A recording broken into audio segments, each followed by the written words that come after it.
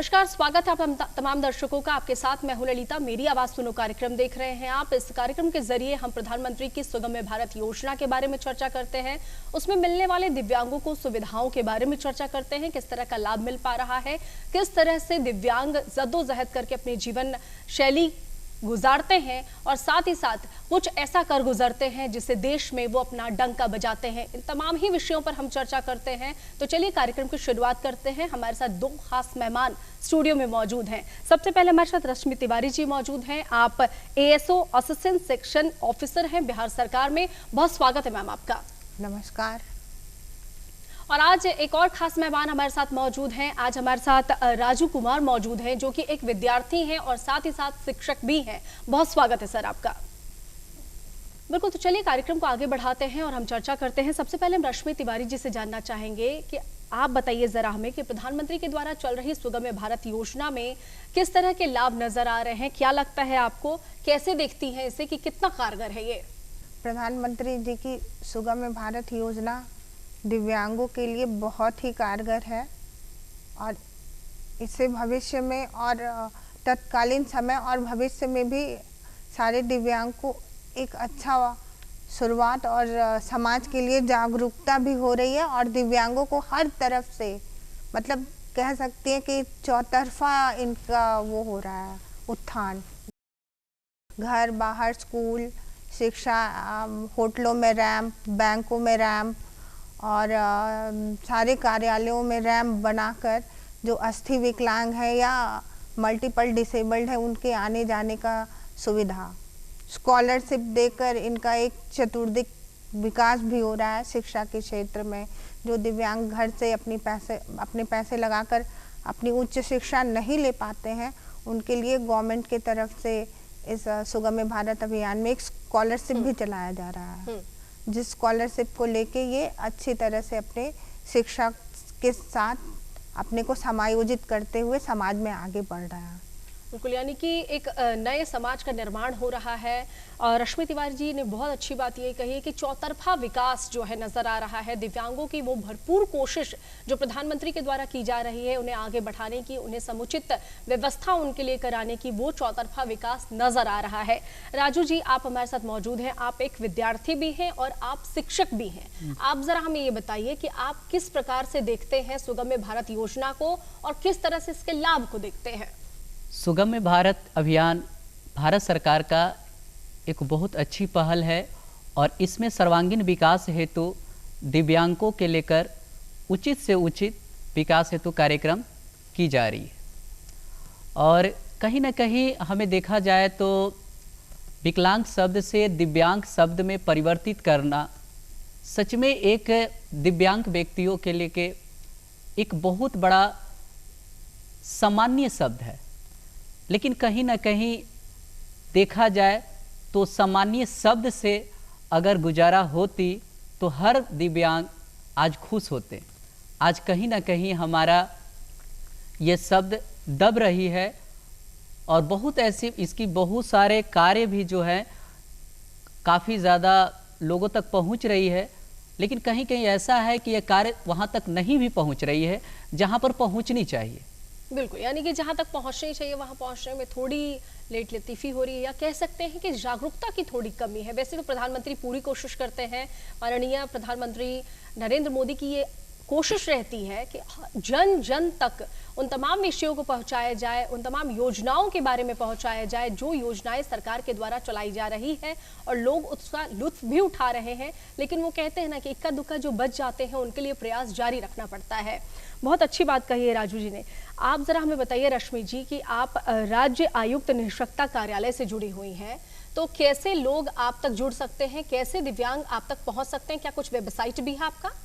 मेरे विभाग का एक वेबसाइट है, वो www.statedisability.com statedisabilities.com।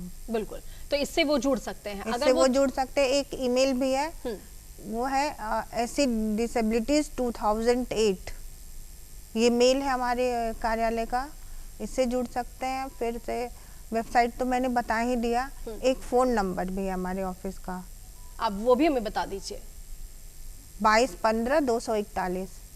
बिल्कुल, तो ये बहुत अच्छी बात है। अगर वेबसाइट के जरिए आप सर्च करना चाहते हैं तो राज्य आयुक्त निष्पक्षता कार्यालय को सर्च कर सकते हैं। अगर आप ईमेल के माध्यम से जुड़ना चाहते हैं तो ईमेल भी कर सकते हैं, अपनी परेशानियों को साझा कर सकते हैं। और मैम ने कॉन्टैक्ट नंबर भी बताया, जैसा कि रश्मि जी ने अभी कॉन्टैक्ट नंबर बताया, उस कॉन्टैक्ट नंबर पर आप चाहें तो अपनी परेशानी भी साझा कर सकते हैं।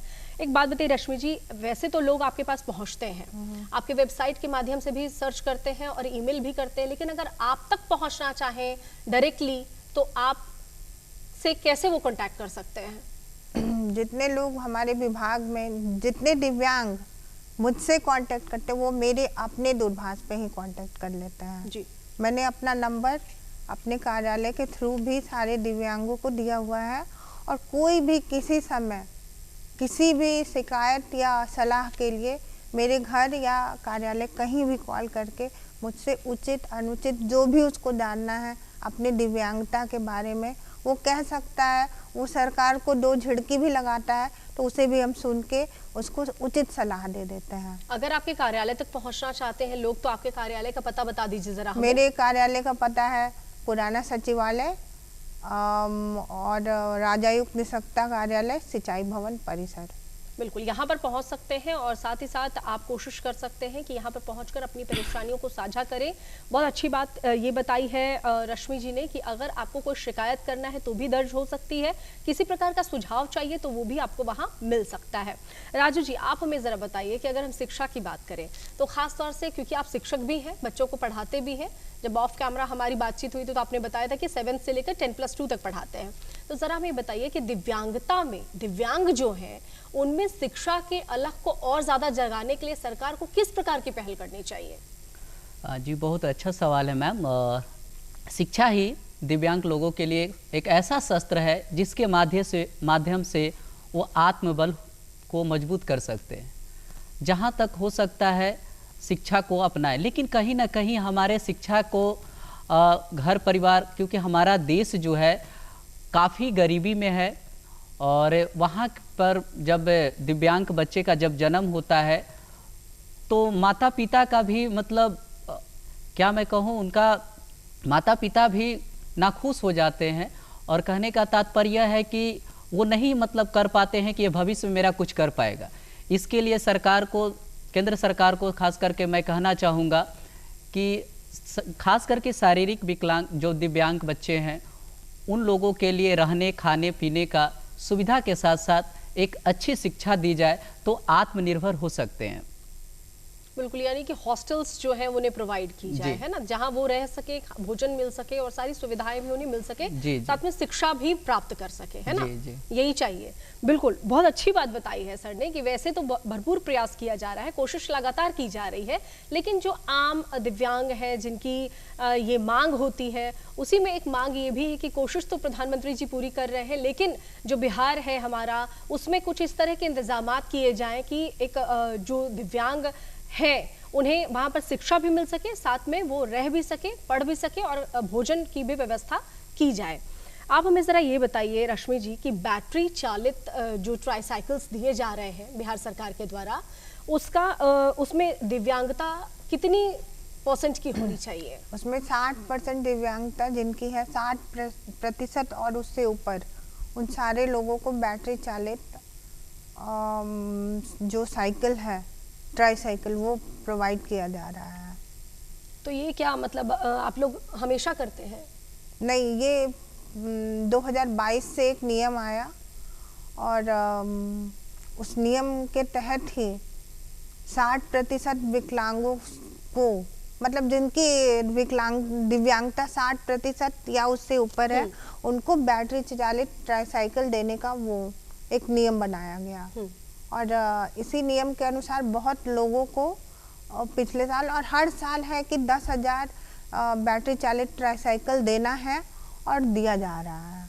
अगर मैं आपसे पूछूं तो क्या इसके लिए कुछ कैंप वगैरह भी आप लोग लगवाते हैं? कैंप वगैरह नहीं, अभी तो कैंप नहीं लगा, अभी तो इसको ऑनलाइन फॉर्म फिलअप करना है और दिखाना है कि अगर आप स्टूडेंट हैं तो आपके घर से आपका जो कॉलेज है वो कितने दूर पे है, अगर आप वर्किंग हैं तो आपके कार्यालय से आपका घर कितना दूर है, अगर आप कोई बिजनेस करते हैं तो जहाँ आप रह रहे हैं वहाँ से वो जगह सब 3 किलोमीटर होना चाहिए। अच्छा। तब जाके वो बैटरी चालित साइकिल उसको प्रोवाइड किया जाएगा। और 59% अगर विकलांगता है आपकी तो आपको नहीं मिलेगा। आपका विकलांगता या दिव्यांगता जो कह लीजिए वो 60% या उससे ऊपर होना चाहिए, तभी आप एलिजिबल हैं उस बैटरी चालित ट्राईसाइकिल के लिए। ये तो ट्राईसाइकिल्स की बात हुई। अगर मैं और खास तौर से दूसरी चीज़ों की बात करूं तो और किस तरह की चीज़ें आप सरकार के द्वारा प्रोवाइड करते हैं आप लोग? जैसे डेफ और डम के लिए हियरिंग एड दिया जाता है, तो वो कितना सुन सकता है, कितना प्रतिशत, वो 60%, 50% से ऊपर अगर वो उसको सुनने में दिक्कत है तो उसको हियरिंग एड दिया जाता है गवर्नमेंट की तरफ से। वो कैंप लगा के भी दिया जाता है और ऑनलाइन फॉर्म फिलअप करके भी उसका मिल जाता है। तो ऑनलाइन फॉर्म फिलअप करने का क्या जरिया है? इसी जो आप वेबसाइट आपने बताई है उसी वेबसाइट के माध्यम से? हमारी वेबसाइट पे नहीं है, वो दिव्यांगजन सशक्तिकरण के अंतर्गत आता है जी। जो दिव्यांगजन सशक्तिकरण मतलब हुआ एम्पावरमेंट ऑफ हैंडीकैप्ड। बिल्कुल, बहुत अच्छी बात बताई है। अगर चाहते हैं बैटरी चालित जो ट्राईसाइकिल्स मिल रहे हैं तो आपको ऑनलाइन जो है फॉर्म फिलअप करना पड़ेगा। उसके बाद आपको अपनी दिव्यांगता भी वहाँ पर शो करनी पड़ेगी, कितने % के दिव्यांग हैं आप, उसके बाद आपको सरकार के द्वारा ट्राईसाइकिल मिल सकती है। राजू जी, आप हमें ये बताइए कि वैसे तो आपने अपने लिए बहुत कोशिशें की हैं, तब जाकर आज आप एक शिक्षक भी हैं और एक विद्यार्थी भी हैं, लेकिन अगर मैं खास तौर से दूसरे उन दिव्यांगों की बात करूं जिनके लिए रोजगार बहुत ज़रूरी है, तो आप ज़रा हमें बताइए कि किस प्रकार से कोशिशें की जा सकती हैं? जी, बहुत बढ़िया सवाल है मैम। एक्चुअली हम केंद्र सरकार से कहना चाहते हैं कि जहाँ तक अगर देखा जाए तो दिव्यांग व्यक्तियों को बहुत सारी सुविधा होते हुए भी बहुत सारी की असुविधा झेलना पड़ता है।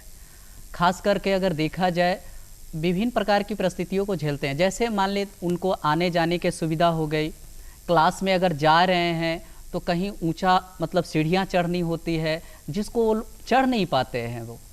दूसरी बात है कहीं कहीं ऐसे ऊंचे टेबल होते हैं जिनके लिए वो मतलब वो एफर्ट नहीं कर पाते हैं, अच्छे से नहीं उसको मतलब चढ़ पाते हैं और ना ही उस मतलब अपने आप को उस सिचुएशन में ढाल पाते हैं। साथ ही अगर मैं कहूँ एजुकेशन सिस्टम को लेकर तो उनके लिए एक अच्छा ऐसा मतलब क्लास मुहैया कराया जाए, एक ऐसी सुविधा दी जाए ताकि वो अच्छे से कंफर्टेबल होकर बैठ सके, पढ़ सके और अच्छी सुविधा मतलब अच्छी सुविधा के साथ साथ अपना आगे के जीवन को भी आगे बढ़ा सके। जहाँ तक अगर कहा जाता है कि अगर हमारा मन अगर स्थिर नहीं है तो जाहिर सी बात है हम शिक्षा ग्रहण नहीं कर सकते, और मन का स्थिर होना सबसे ज़रूरी है कि हमें खुद वहाँ पर बैठे जहाँ से मैं स्थिर फील कर सकूँ। दूसरी बात है कि बहुत सारे ऐसे वहाँ पर मिलते हैं टॉयलेट वगैरह की सुविधा जो होती है। आजकल जो वेस्टर्न जो टॉयलेट आ रही है उनमें काफ़ी ज़्यादा उनकी असुविधा होती है।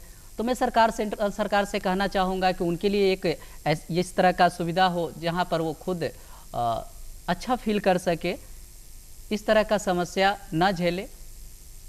बिल्कुल, यानी कि आप ये कहना चाह रहे हैं कि वैसे तो व्यवस्थाएं कई दी गई हैं, लेकिन थोड़ी बहुत जो परेशानियां दिव्यांगों को देखने के लिए मिलती है, जैसे इन्होंने अभी शौचालय की बात की है, तो शौचालय जो आम लोगों के लिए इस्तेमाल किया जाता है उनमें दिव्यांगों को थोड़ी मुश्किलें होती है। तो इनका ये कहना है कि अगर उन पर भी ध्यान दे सरकार और उन्हें भी अगर सही तरीके से थोड़ा इस्तेमाल के लिए बनाया जाए तो वो ज़्यादा बेनिफिट होगा उससे। हमें बताइए रश्मि जी कि आपके पास कैसे लोग पहुंचते हैं, मतलब किस तरह के दिव्यांग पहुंचते हैं और उनके क्या डिमांड्स होते हैं, क्या मांग करते हैं वो? मेरे कार्यालय में हर तरह के दिव्यांग पहुंचते हैं जी। ऐसे अस्थिर विकलांग भी पहुंचते हैं जो खिसक के रोड पर और कार्यालय के वरांडा में चढ़ के रूम के अंदर उनका प्रवेश होता है। ऐसे तो हमारी ऑफिस ग्राउंड फ्लोर पे और उसमें रैम्प भी बनी हुई है, लेकिन ये जब रोड पे और रिक्शा पे चढ़ के आते हैं तो बहुत ही देख के दयनीय दृश्य वहाँ एक उत्पन्न हो जाती है कि कंक्रीट के गर्म रोड पे खिसक के हाथ के सहारे जब ये लोग रूम में आते हैं जी, तो देख के लगता है कि government should do something for them, और अभी भी हमें और इनके लिए रास्ता सुगम में बनाना है और सारी चीज़ों को इन तक ले आना है कि ये कंक्रीट के गर्म रोड पे हाथ से खिसक के चले नहीं। तो इसके लिए तो गवर्नमेंट अपनी प्रोग्राम चला रही है और समाज को, जिसे सोसाइटी कहते हैं, उसमें अवेयरनेस आना चाहिए जी। कि वी शुड हेल्प देम। जब तक ये नहीं होगा तो गवर्नमेंट कितनी भी पॉलिसीज लेकर आए, कुछ नहीं किया जा सकता है। एक अवेयरनेस प्रोग्राम होना चाहिए हमारे पूरे इंडियन क्लास और सोसाइटी के लिए, तब जाके कहीं भी इस क्लास और सोसाइटी का थोड़ा सा उत्थान हो सकता है। बिल्कुल, आपने रैम्प्स की बात की है तो मैं ज़रा राजू जी से बात करती हूँ। राजू जी, आप खुद भी दिव्यांग हैं, तो आप अगर बैंक्स वगैरह जाते हैं, आप अपने इलाके में जिधर रहते हैं, वहाँ किस तरह की सुविधाएं देखने को मिलती है? क्या आपके लिए व्यवस्थाएं हैं वहाँ पर? जहाँ तक देखा जाए तो सरकार ने हम लोगों के लिए काफ़ी ज़्यादा सुविधाएं प्रोवाइड की है, लेकिन अगर दैनिक जीवन में देखें तो बहुत ही ज़्यादा हम लोगों को निराश होना पड़ता है। अगर बैंक सुविधा में देखा जाए तो हम आत्मनिर्भर होने के लिए बैंक लोन के लिए मतलब हम लोगों को प्रोवाइड नहीं की जा सकती है। अनेकों प्रकार की परिस्थितियाँ, अनेकों प्रकार की परेशानियाँ को देखना पड़ता है और हमारे पास वैसे कुछ नहीं होते हैं जिनको मैं प्रूफ करके दूं कि मेरे पास इतनी प्रॉपर्टी है, आप मुझे कुछ दें, पैसे दें ताकि मैं बिजनेस करूं, आत्मनिर्भर बनूं, ताकि मैं अपने जीवन को अच्छे से ले सकूं। लेकिन ऐसा कुछ नहीं हो पाता है। यहाँ पर मैं केंद्र सरकार से कहना चाहता हूँ कि अगर मुझे कोई मदद नहीं करना चाहती है तो सरकार हमारी गारंटर बने। जब सरकार हमें चाह रही है कि हम साथ में लेकर सबका साथ सबका विकास चाहें, तो क्यों नहीं सरकार हमारी गारंटर बने। अगर कहा जाता है कि पांचों उंगलियां जो है एक जैसा नहीं है, लेकिन पांचों उंगलियों को एक साथ मिलाकर हम कोई एक साथ ना मिलाकर कोई कार्य भी नहीं कर सकते हैं। इसलिए सरकार को भी हमें पांचों उंगलियों को साथ लेकर चलना होगा। हमारे विकलांगता श्रेणी में बहुत तरह के श्रेणियां हैं। कोई बहुत विभिन्न प्रकार के विकलांगता हैं, कोई शारीरिक रूप से हैं, कोई अंधे हैं, तो कोई बहरे हैं, कोई ऐसे विकलांग हैं जो कि शारीरिक रूप से विभिन्न प्रकार के विकलांग हैं। उन लोगों को भी उस तरह से समस्या का सामना करना पड़ता है, खास करके बैंकों में। हर तरह के देखा जाए तो उनके लिए ना कोई सुविधा है बैंक में, जनरल आम इंसानों की तरह बैठा दीजिए, न वो कैश काउंटर पे सही से बैठ सकते हैं, न ही कैश काउंटर तक पहुंच सकते हैं, न अपने आप बीती सुना सकते हैं। मतलब घंटों एक दूसरे को मदद करने के बाद जाकर आम इंसान को काफ़ी ज़्यादा क्या कहूँ, उनको गुजारिश करने के बाद, रिक्वेस्ट करने के बाद तब जाकर हमारी काम बन पाती है। इस तरह के बैंक में भी हमारी सुविधा होना चाहिए कि अगर हम लोग जाएँ तो हम लोग का काम जो है थोड़ा जल्दी हो और थोड़ा सा हमें भी अच्छा फील हो। लेकिन कहीं कहीं ये सब चीज़ हमें कमियां खलती दिखती है। बिल्कुल, कमियां खलती दिखती हैं और रोज़गार के लिए सबसे ज़्यादा ज़रूरी होता है। अगर जैसा कि इन्होंने लोन के बारे में बात किया है, तो प्रधानमंत्री की ये कोशिश है और लोन का एक अलग क्राइटेरिया किया गया है दिव्यांगों के लिए, जिनसे उन्हें लोन आसानी से मिल सके। जागरूकता की थोड़ी कमी है। अगर जागरूक हो जाएं हम, तो हमें ये पता चलेगा कि किस तरह से हम लोन ले सकते हैं। प्रधानमंत्री ने पूरी व्यवस्था कर रखी है। आप ज़रा हमें बताइए रश्मि जी कि इनकम टैक्स के बारे में, क्योंकि अभी हमने लोन के बारे में बात किया है, अगर इनकम टैक्स के बारे में बात करें तो आपको क्या पता है कितने रिबेट दी जा रही है दिव्यांगों को?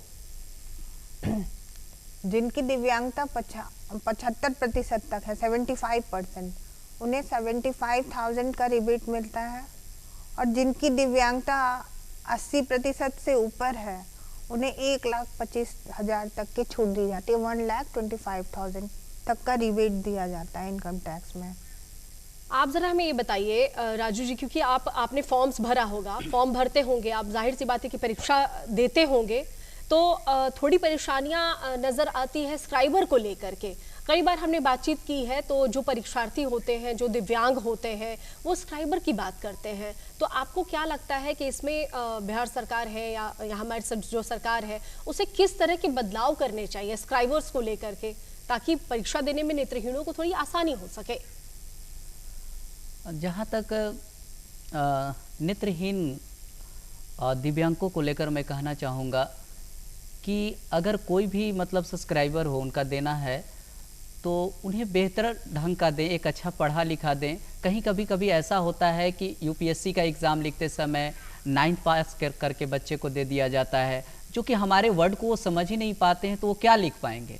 तो जो लेवल का मैं मतलब कंपटीशन का एग्ज़ाम दे रहा हूँ, वो लेवल का कोई कम से कम उस ढंग का कोई सब्सक्राइबर हो ताकि हमारे बातों को सुन सके, हमारे वर्डों को वो पिरो सके अपने शब्दों में।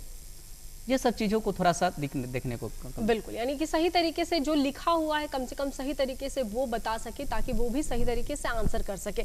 एक आखिरी प्रश्न है मेरा रश्मि जी आपसे, समय हमारे पास बेहद कम है। समाज को आप क्या संदेश देना चाहती है, महिलाओं को क्या संदेश देना चाहती है, बहुत छोटे से शब्द में? समाज को मैं यही संदेश देना चाहती हूँ कि दिव्यांगों के प्रति मतलब एक सहानुभूति नहीं और हमदर्दी नहीं, उनको एक उचित मार्ग का निर्देशन करना है समाज को, कि जिसपे वो चल के अपनी ज़िंदगी को बहुत आसान तरीके से जिए और एक सम्मानजनक जीवन उनका हो। बिल्कुल, बहुत और महिलाओं को भी मैं यही कहना चाहूँगी। बिल्कुल। राजू जी, आप विद्यार्थियों को क्या कहना चाहेंगे कम शब्दों में ज़रा, और शिक्षक को या रोजगार के लिए बहुत कम शब्दों में? और ख़ास करके तो मैं कहूँगा कि जितने भी हमारे दिव्यांग विद्यार्थीगण हैं, जो भी कैटेगरी में हैं, वो शिक्षा के प्रति काफ़ी ज़्यादा अपने आप को आगे लाएं। और मैं केंद्र सरकार से एक बात भी कहना चाहूँगा जाते जाते, कि हमारी जो पेंशन युक्त जो भी योजनाएं होती है, जो देने होते हैं, जिस तरह से सुगम्य भारत योजना सबके लिए, समाज के लिए, सबके लिए बराबर है, उस तरह से हर स्टेट में भी उसकी समानता लाएं। कहीं कहीं अभी तेलंगाना में है, जो मल्टीपल करके हैं हैंडीकैप्ड लोग, उनको 5,000 रुपया दिया जाता है। जो केवल शारीरिक हैं, विकलांग हैं, उनको 3,000 रुपया दी जाती है। यूपी में हमारा 1,000 रुपया दिया जाता है, झारखंड में 1,000 रुपये दी जाती है, बिहार में 400 रुपया दिया जाता है। जबकि ये केंद्र सरकार का ये जब एक अभियान है, तो एक मतलब एक केंद्र में रहते हुए, एक देश में रहते हुए इतनी विभिन्नता मतलब हमारे दिव्यांग लोगों के बीच क्यों? बिल्कुल समझ गई मैं आपकी बात को। इनका साफ तौर से यही कहना है कि थोड़ी अगर कोशिश की जाए तो वो भी आगे बढ़ सकते हैं, समाज को मुख्य धारा में जोड़ने के लिए, दिव्यांगों को मुख्य धारा में जोड़ने के लिए। आप दोनों ही खास मेहमान हमारे स्टूडियो में आए और ढेर सारी बातचीत की, इसके लिए आपका बहुत बहुत धन्यवाद। बिल्कुल, तो आज के अंक में फिलहाल इतना ही। अगले अंक में फिर होगी आपसे मुलाकात, तब तक के लिए मुझे दीजिए इजाजत। आप देखते रहें दूरदर्शन बिहार। नमस्कार।